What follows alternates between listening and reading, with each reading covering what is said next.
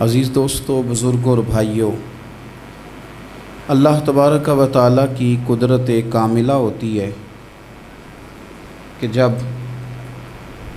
وہ بندے پر کوئی آزمائش ڈالتا ہے، اس کی حکمت کا تقاضا ہوتا ہے کہ بندے کو کسی ابتلا کا شکار فرما دیتا ہے۔ پھر اگر بندے کے اندر اخلاص ہو، للہیت ہو، اور بندہ کی ساری امیدیں اپنے رب تعالیٰ سے وابستہ ہوں، تو پھر اللہ تعالیٰ اس کی برات کے لیے بھی بندوبست فرما دیتا ہے، اس کی صفائی کے لیے بھی خود اللہ انتظام فرما دیتا ہے، اس کی عزتوں کی بحالی کے لیے، اس کے وقار کی بلندی کے لیے اور اپنے بندے کی حفاظت کے لیے سارے اسباب بھی اللہ ہی پیدا فرما دیتا ہے۔ قرآن مجید سورہ مریم، اللہ تبارک و تعالیٰ نے اپنی قدرت کاملہ کا اظہار کرنا ہے کہ رب چاہے تو بغیر باپ کے بھی اولاد پیدا کر دیتا ہے، لیکن جس جگہ سے اس قدرت کا اظہار ہو رہا ہے، جس ذریعے سے لوگوں تک یہ بات پہنچ رہی ہے، اس کے بارے میں لوگ کیا خیال بنائیں گے، کیا ذہن بنائیں گے، یہ بھی ایک پوری داستان ہے۔ حضرت مریم رضی اللہ تعالی عنہا کو اللہ تبارک و تعالیٰ نے بغیر باپ کے جناب عیسیٰ علیہ السلام عطا فرما دیے۔ اب اس بات کو جب لوگوں کے سامنے پیش کیا جائے گا، لوگ کیا رائے دیں گے، یہ بھی تو ایک مشکل کام ہے نا۔ وہ خاتون، وہ پاک باز عورت جس نے اپنی زندگی کے سارے اوقات ہی اللہ کے گھر مسجد میں گزارے، جس کی ماں پاک ہے، باپ پاک ہے، خاندان پاک ہے، اس خاتون کو بغیر باپ کے جب گود میں بچہ لے کے لوگوں کے سامنے جانا ہے تو کن رویوں کا سامنا کرنا ہے، یہ آپ سمجھ سکتے ہیں۔ کسی شاعر نے کہا تھا کہ الجھے الجھے بکھرے بکھرے روز و شب دیکھے گا کون، لوگ تیرا جرم دیکھیں گے سبب دیکھے گا کون۔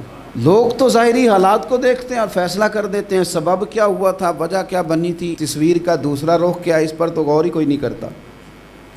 اور پھر مخلوق تو فنکار ہے اس درجہ کے پل بھر میں، سنگے در کعبہ سے بھی اصنام تراشے، تم کون ہو کیا چیز ہے داغ کبابی۔ لوگوں نے تو مریم پہ بھی الزام تراشے، بڑے بڑے باعزت باوقار لوگ، اور ذرا سا کہیں کوئی نقطہ لوگوں کو نظر آتا ہے تو لوگ اس نقطے کو بہت بڑا قصہ بنا لیتے ہیں، بہت زیادہ داستان سرائی کرتے ہیں، نیک لوگوں کو بڑی تکلیف پہنچاتے ہیں۔ لیکن اگر وہ شخص سچا ہے اور اپنے رب کی بارگاہ میں وہ صاف ہے تو پھر اسے زیادہ وضاحتیں دینے کی ضرورت بھی نہیں، اور ویسے بھی جب لوگ بہت زیادہ مخالفت کر رہے ہوں تو وضاحتیں دینا کام بھی نہیں آتا، اس وقت صفائی دے کے انسان مزید الجھتا چلا جاتا ہے۔ حضرت مریم کی گود میں جناب عیسیٰ علیہ السلام تشریف لے آئے تو جناب مریم کو حکم تھا کہ آپ نے بولنا ہی نہیں، آپ نے بات ہی نہیں کرنی، آپ خاموش رہیں۔ وہ خاموش ہیں، بچہ پنگوڑے میں ہے، قوم کے سامنے ہے، تو قوم بڑے سخت نظروں سے دیکھتی ہے، بڑے سخت جملے کہتی ہے، اور انہوں نے کہا کہ مریم یہ بچہ کہاں سے آ گیا، آپ بھی نیک، آپ کا باپ بھی نیک۔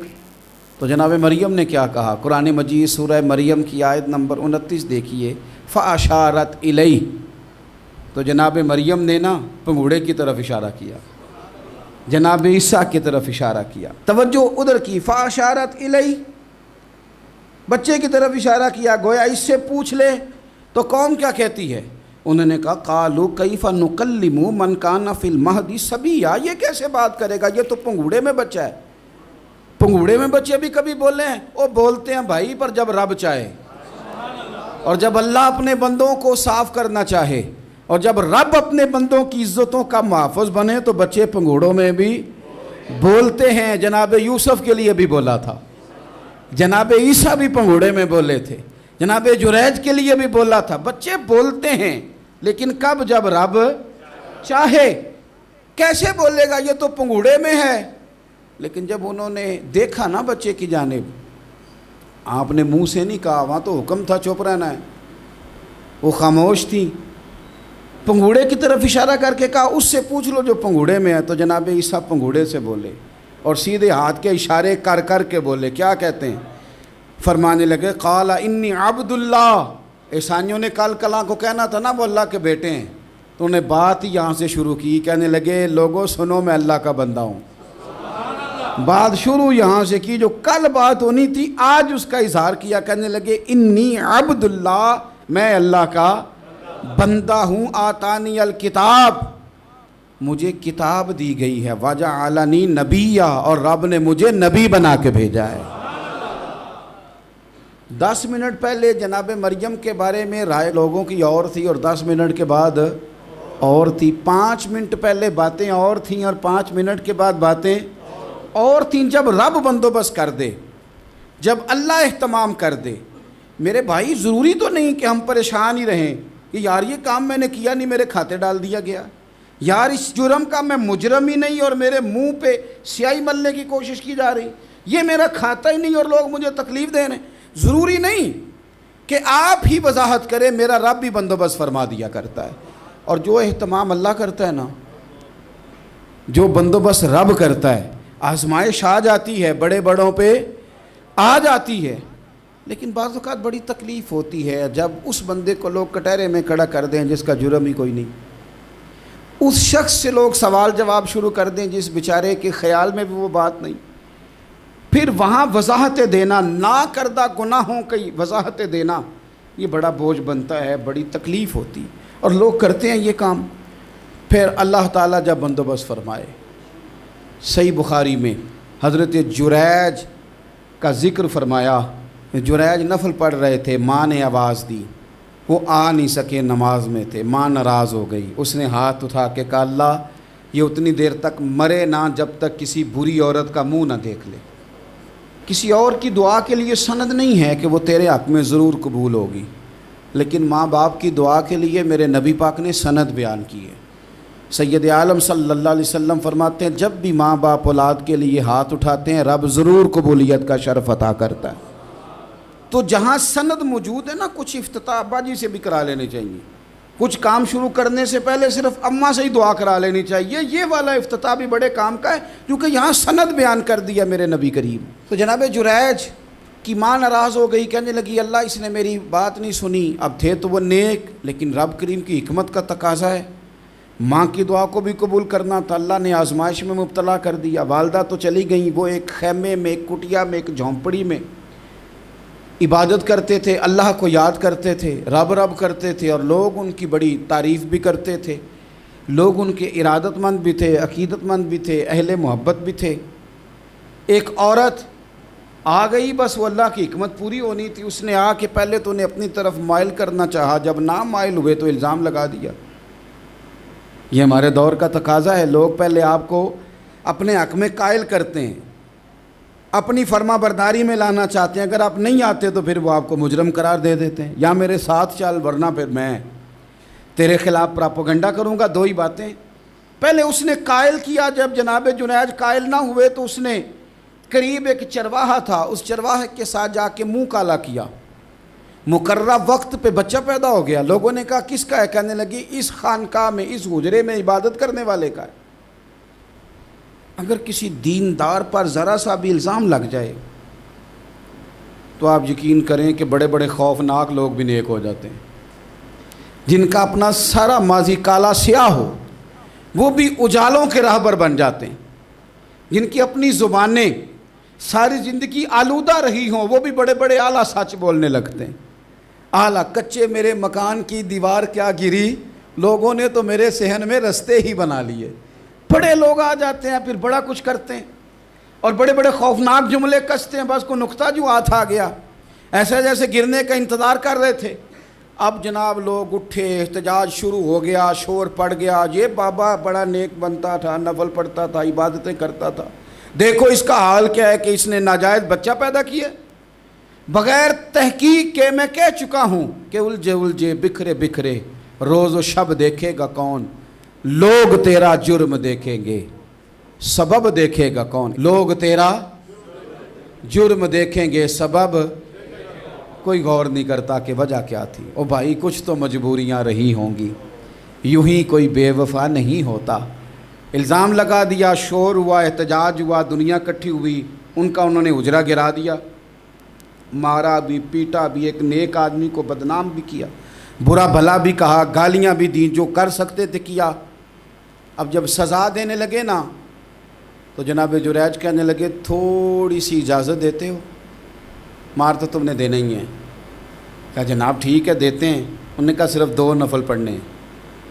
اب وہ نفل پڑھ رہے تھے تو لوگ اس وقت بھی کہہ رہے تھے فراڈ ہی کر رہا ہے، دھوکہ ہی دے رہا ہے، چونکہ ذہن بن گیا نا، بدگمانی آ گئی۔ انہوں نے 2 نفل پڑھ کے ہاتھ اٹھائے، کہا اللہ جانا تو میں نے ہے، پر اس رسوائی کے ساتھ جنازے تک نہیں خراب ہو جاتے، قبریں تک نہیں لوگ بدنام کر دیتے۔ کہا اللہ جانا تو ہے پھر اس رسوائی کے ساتھ، تو میری مدد فرما، اب تو میرا کیس تیری ہی عدالت میں ہے، تو رحمت کا دروازہ کھول۔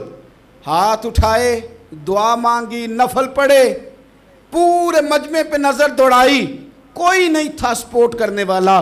کل تک جو کہتے تھے نا تیرے لیے جیئیں گے، تیرے لیے مریں گے، ساری عمر ہی آٹا گدہ ہے، لکھاں کیتے نہیں پیڑے، اب وقت آیا ہی تے محمد بخشا کوئی نہیں ہو بیٹھا نیڑے۔ ایک بندہ بھی نہیں تھا، ووٹر سپورٹر ساتھ دینے والا کوئی نہیں تھا۔ تو جناب جنید بچے کی طرف اشارہ کر کے کہنے لگے کوئی نہیں بول رہا، تو ہی بول کے بتا دے تیرا باپ کون ہے، تو ہی بول کے بتا دے کون ہے۔ اللہ اکبر۔ میرا رب جب چاہے تو بچے بولتے ہیں، رب چاہے تو گونگے بولتے ہیں، رب جب چاہے تو پھر پتھر بھی بولتے ہیں۔ جب کہا نا تو ہی بتا تو بچہ بولا، اور بول کے کہنے لگا میرا باپ جریج نہیں، میرا تو وہ ہے جو بکریاں چرانے والا ہے، وہ میرا باپ۔ جب رب کریم نے توفیق دی تو بچہ بول پڑا۔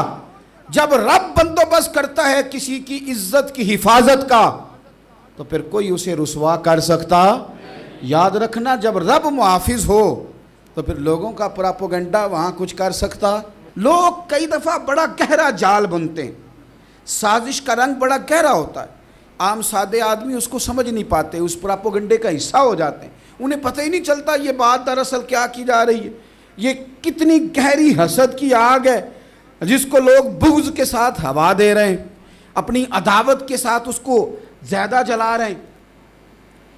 حضرت سیدنا عائشہ صدیقہ رضی اللہ تعالیٰ عنہ بیان کرتی ہیں، اور لطف کی بات یہ بھی بخاری میں موجود ہے۔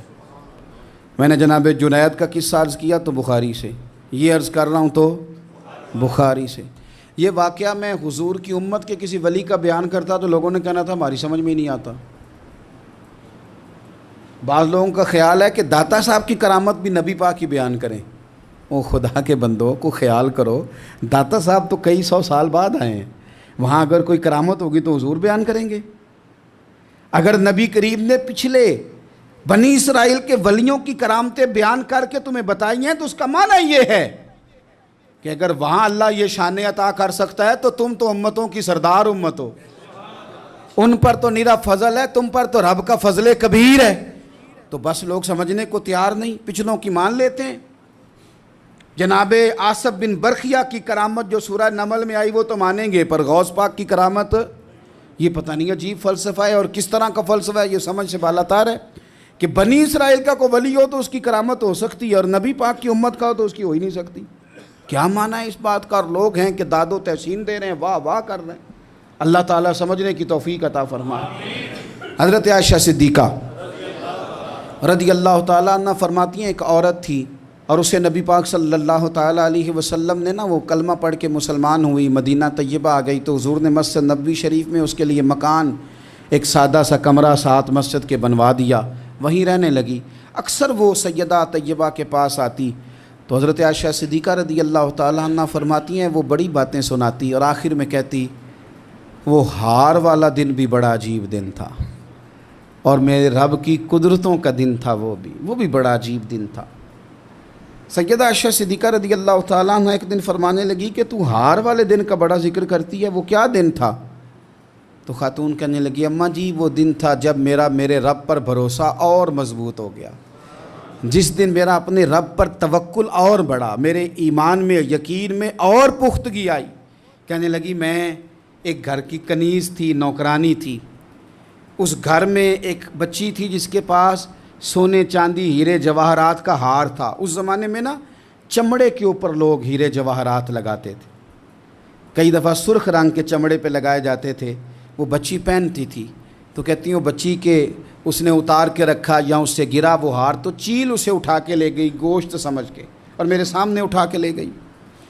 گھر والوں نے مجھ سے پوچھا، یہ بخاری میں موجود ہے، گھر والوں نے پوچھا مجھ سے کہ وہ ہار کہاں ہے، تو میں نے کہا چیل اٹھا کے لے گئی۔ گھر میں کچھ چوری ہو جائے تو سب سے پہلا الزام کس پہ لگتا ہے؟ ملازمین پہ۔ کہتے انہوں نے مجھے بڑا مارا، بڑی تکلیف دی، حتیٰ کہ میری شرمگاہ تک کی تلاشی لی، میری عزت اتنی خراب کی میں بتا نہیں سکتی۔ میں نے اپنی زندگی میں ایک واقعہ دیکھا، ایک امیر گھر میں چوری ہو گئی، ملازم کو اتنا مارا کہ وہ چارپائی پہ پڑ گیا، پولیس والوں سے اتنی مار پروائی گئی کہ وہ بیچارہ چارپائی پہ پڑ گیا، اور پھر وہ اتنا بیمار ہوا اور کچھ دنوں کے بعد پتہ چل گیا کہ چور تو اپنا بیٹا ہے ان کا۔ پھر اس کا انتقال ہو گیا۔ اب وہ سیٹھ صاحب اور گھر والے آ کے مرنے والے کے کان میں معافیاں مانگ رہے ہیں، کان میں۔ تو میں نے ان سے پھر کہا تھا کہ یہ تو اب چلا گیا ہے، تمہارا زور چلتا تھا نا، تو تم نے قانون خریدا اور تم نے اسے جتنا ہو سکا تم نے اسے مار پڑوائی، تمہارے پاس جو عدالتیں تھیں تم نے وہاں کارروائی کی، اب ایک عدالت قیامت کے دن لگے گی۔ یہ کمزور تھا نا، کچھ کر نہیں سکا۔ میرے نبی پاک صلی اللہ علیہ وسلم نے فرمایا، سن لو، اگر سینگ والی بکری نے بغیر سینگ والی بکری کو تکلیف دی ہوگی نا، تو قیامت کے دن اسے بھی بدلہ دینا پڑے گا کہ تیرے پاس سینگ تھے اور تو نے اسے مارا تھا۔ وہ خاتون عرض کرتی ہے سیدہ عائشہ کی خدمت میں کہ مجھے بڑا مارا، مجھے تکلیف دی، میں کہہ رہی تھی کہ میرے سامنے چیل لے گئی ہے، پر وہ نہیں مان رہے تھے، اماں جی انہوں نے مجھے بڑا مارا۔ حضرت عائشہ صدیقہ کہتی ہیں پھر کیا ہوا؟ کہنے لگی اماں جی جب کوئی میرا مددگار نہ رہا، مجھے تکلیف دے رہے تھے، رسوا کر رہے تھے، تو میں نے اپنے رب سے مدد چاہی، میرے رب کی طرف میں نے توجہ کی، میں نے کہا مالک اب تو ہی میرا مددگار ہے۔ کہتی ہے وہ مجھے مار رہے تھے تو وہ چیل جو ہار لے گئی تھی وہی لے کے واپس آ گئی، اور ہمارے سروں کے قریب لا کے اس نے جب اس ہار کو پھینکا، وہ مجھے چھوڑ کے سائیڈ پہ ہوئے، وہ میری بے گناہی جان گئے، لیکن آپ کو بتاؤں اس دن سے میرا اپنے رب پر یقین اور بڑھ گیا۔ مجھے سمجھ آ گئی کہ جب انسان پورا ٹوٹ جاتا ہے اور جب کوئی چاروں جانب اس کا مددگار نہیں ہوتا تو رب تو ہوتا ہے نا، اللہ تو اس کا مددگار ہوتا ہے نا، وہ تو پھر اپنے اس بندے کی مدد کرتا ہے نا، پھر وہ تو توانائی دیتا ہے نا، وہ تنہا نہیں چھوڑتا، وہ تو آنسوؤں والوں کے آنسوؤں پہ بڑا کرم فرماتا ہے، وہ تو قسم پرسی میں آ جاتا ہے، اس کی رحمت بڑھ کے استقبال کر لیتی۔ تو بھائی جب آپ پر اللہ کی حکمت کے تقاضے پورے ہونے لگیں اور زندگی میں کبھی کوئی ایسا وقت آئے کہ آپ محسوس کریں کہ تنہا رہ گئے ہیں اور کئی اپنے بھی مخالفین کی جماعت میں نظر آنے لگے ہیں، تو اس وقت پھر دل، روح، زبان اور ذہن کو یکجا کر کے سمجھ لینا کہ جب ساری دنیا ساتھ چھوڑ جاتی ہے تو رب کی رحمتیں اس وقت بھی ساتھ رہتی ہیں، اور اللہ کی مدد اس وقت بھی بندے پہ کرم نوازی کرتی ہے۔ ایک اور حدیث سنیں، لطف کی بات یہ ہے یہ بھی بخاری میں ہے، یہ بھی واقعہ بخاری میں ہے۔ اللہ اکبر۔ ایک شخص نے ایک بندے سے قرض مانگا، اس نے کہا مجھے قرضہ دو۔ وہ کہنے لگا کہ کتنا قرضہ؟ اس نے کہا 1000 دینار۔ دینار سونے کا ہوتا تھا، درہم چاندی کا ہوتا تھا۔ 1000 دینار چاہیے۔ اس نے کہا کوئی گواہ ہے تیرے پاس؟ غریب کا گواہ بھی کوئی نہیں بنتا، کبھی الجھ جائے نا کوئی بندہ تو کئی اپنے بھی کہہ دیتے ہیں کہ ہم اس کے قول فعل کے ذمہ دار نہیں ہیں۔ ایک غریب آدمی کو قرض کی ضرورت پڑ گئی، 1000 دینار چاہیے۔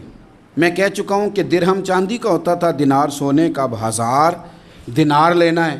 تو جس بندے سے اس نے کہا، اگرچہ وہ نیک بندہ تھا، اس نے کہا یار 1000 دینار دے دو، تو کہنے لگا کوئی گواہ ہے تیرے پاس؟ وہ کہنے لگا غریبوں کا گواہ کون ہوتا ہے؟ ہاں ایک گواہ ہے۔ کہا کون؟ کہا میرا رب، وہ تیرے اور میرے بیچ گواہ ہے۔ اس نے کہا کوئی کفیل، اگر تو پیسے نہ دے سکے تو وہ بعد میں دے دے، یا تجھے کچھ ہو جائے تو وہ دے دے۔ اس نے کہا کفیل بھی میرا اللہ ہی ہے، میرے پاس اگر ہے تو رب کریم کا نام ہے، اگر اعتماد کر سکتا ہے تو کر لے۔ بندہ نیک تھا، اس نے کہا رب کے نام پہ، رب کی کفالت پہ، اللہ کو گواہ بنا کے میں تیار ہوں تجھے 1000 دینے کو۔ اس نے 1000 دینار دے دیا، وقت واپسی کا طے ہو گیا، وہ چلا گیا پیسے لے کے۔ اس نے پوری محنت کی کہ میں نے وقت پہ پیسے لوٹانے، پوری محنت بھی کر لی، اللہ نے مدد بھی کر دی، پیسے بھی اس تاریخ کو اسے مل گئے، بعض لوگوں کا تو لوٹانے کا دل ہی نہیں نہ ہوتا۔ فرمایا حدیث پاک میں کہ تو لوٹانے کا ارادہ کر، رب تیری مدد بھی فرمائے گا۔ لیکن یہاں بہت سارے لوگ کہتے ہیں خیر ہے، ارادہ ہی نہیں، تو پھر جس طرح کا بندے کا گمان ہو رب بھی اسی طرح کا معاملہ فرماتا ہے۔ اس نے پیسے جمع بھی کر لیے اور واپس دینے کو تیار بھی ہو گیا، لیکن رستہ بحری جہاز کا تھا، کشتی کا تھا، دریا کے رستے واپس آنا تھا۔ اب وہ جب آ گیا دریا کے کنارے تو بڑی کوشش کی، پر وہاں اسے کوئی کشتی نہیں ملی۔ وقت پہ پیسے لوٹانے ہیں، سفر کرنا ہے، اب سواری میسر نہیں ہے، سوچ سوچ کے پریشان تھا کہ میں نے تو اللہ کے نام پہ لیے۔ اچانک دل میں ایک تجویز آئی، اس نے ایک لکڑی لی، لکڑی کو اندر سے کھولا، 1000 دینار اس میں بھرا، بخاری پڑھ رہا ہوں، اور ساتھ ایک خط بھی لکھا کہ یار میں پیسے پہنچانا چاہتا تھا پر مجھے کوئی چیز نہیں ملی دریا کے اس پار آنے، اللہ کے نام پر تیری طرف روانہ کر رہا ہوں۔ اور یہ کہہ کہ وہ لکڑی دریا میں رکھ دی، وہ لکڑی ڈوب گئی ہے، واپس آ گیا۔ وہ جس نے پیسے لینے تھے وہ عین مقررہ وقت پر دریا کنارے آیا، صبح سے سر شام تک اس نے انتظار کیا، دل ڈھلنے لگا تو دل میں خیال آ گیا کہ یار نہیں، اس نے دینے ہی نہیں، جھوٹا وعدہ کر گیا، پہنچا ہی نہیں وقت پہ۔ اب جب واپس لوٹنے لگا تو اچانک دریا میں ایک لکڑی تیرتی ہوئی دکھائی دی، کہنے لگا لے جاتا ہوں، شام کو روٹیاں پکانے کے کام آئے گی، ایندھن بنا کے جلا لوں گا، ہنڈیا پک جائے گی۔ لکڑی اٹھا کے جلانے کے لیے گھر لایا، گمان تھا کہ وہ نہیں آیا وعدہ کر کے، اللہ کو کفیل اور وکیل بنا کے اور گواہ بنا کے پھر بھی نہیں آیا۔ لکڑی لے کے گھر گیا، بخاری ہے، اور جب اس کو چیرا نہ کہ میں اس کی آگ جلاؤں گا، کھولا تو اندر سے 1000 دینار بھی نکل آیا، خط بھی نکل آیا۔ اب ذرا سمجھنا، اس کے دل میں بات کس نے ڈالی کہ تو لکڑی میں پیسے ڈال دے؟ اللہ نے۔ اس بندے کو مقررہ وقت پہ کنارے بھیجا کس نے؟ لکڑی صرف اسی کے ہاتھ آئی تو یہ بندوبست کیا کس نے؟ اللہ نے۔ گھر جا کے چیری تو پیسے بحفاظت اس تک پہنچائے کس نے؟ تو پھر ہمیں بھی توجہ اللہ کی جانب ہی کرنی چاہیے، ہمارے پہ دل کی توجہ رب کی طرف ہی ہونی چاہیے نا، ہمیں ادھر ادھر جانے کی، دیکھنے کی، بندوں پر غور کرنے کی ضرورت کیا ہے؟ وہ پیسے پہنچ گئے، یہ وہاں اپنی جگہ پہ پریشان تھا، اس نے 1000 دینار اور جمع کیا۔ پھر دوبارہ ایک دن دریا کنارے آیا، کشتی مل گئی، بیٹھ کے اپنے اس بھائی کے پاس آیا، کہنے لگا دیکھنا مجھ پر بدگمان نہ ہونا، پیسے اس تاریخ کو بھی جمع کر لیے تھے، دریا پہ آیا تھا پر کشتی نہیں ملی تھی، پھر میں نے نا لکڑی میں ڈال کے خط ڈال کے تیری طرف بھیج بھی دیے تھے، لیکن آج میں پھر لے کے آ گیا ہوں۔ وہ کہنے لگا خوش ہو جا، جس رب کو تو نے میرا اور اپنا گواہ بنایا تھا اس رب نے میرے تک پہنچا بھی دیے ہیں۔ جب لوگ اللہ کو گواہ بناتے ہیں، رب کی جانب اپنی توجہ کرتے ہیں، اپنی چاہتوں، خواہشات اور اپنی ساری چٹھیاں اپنے رب کریم کی رحمت کی طرف روانہ کرتے ہیں، پھر اللہ اپنے بندوں کو مایوس نہیں کرتا، اللہ اپنے بندوں کو نواز دیتا ہے، اللہ تبارک و تعالیٰ اپنے بندوں پہ کرم نوازی کرتا ہے۔ او سنگیو، ساری امیدیں سیٹھوں، نوابوں، دنیا داروں سے کیوں وابستہ کرتے ہو؟ ساری توجہات کا مرکز کیوں ان لوگوں کو بناتے ہو جو تمہیں دنیا میں مضبوط نظر آتے ہیں؟ اپنی توجہات کا مرکز اپنے خدا کو بنائیے، اپنے مالک کی جانب اپنی ساری خواہشات کا رخ پھیر دیجئے، اپنی توجہات اپنے رب کی جانب کر لیجئے، وہ اپنے بندوں پہ بڑی کرم نوازی فرماتا ہے، وہ عزتوں کا بھی محافظ ہے، وہ پریشانیوں میں کرم نوازیاں فرمانے والا ہے، وہ ساتھ دینے والا ہے، وہ اس کی رحمت قریب آ کے بندے کو سہارا دیتی ہے، وہ اپنے فضل سے اپنے بندوں کی ہر مشکل میں دستگیری فرماتا ہے۔ اسیاں سے کبھی ہم نے کنارہ نہ کیا، اور تو نے بھی تو دل آزردہ ہمارا نہ کیا، ہم نے تو جہنم کی بہت کی تدبیر، پر مولا تیری رحمت نے گوارا نہ کیا۔ عدل کریں تے تھر تھر کمبن، اچیاں شانہ والے، تجھے تو فضل کریں تے بخشے جاون، میرے جے منہ کالے، آخر دعوایا ان الحمد للہ رب العالمین۔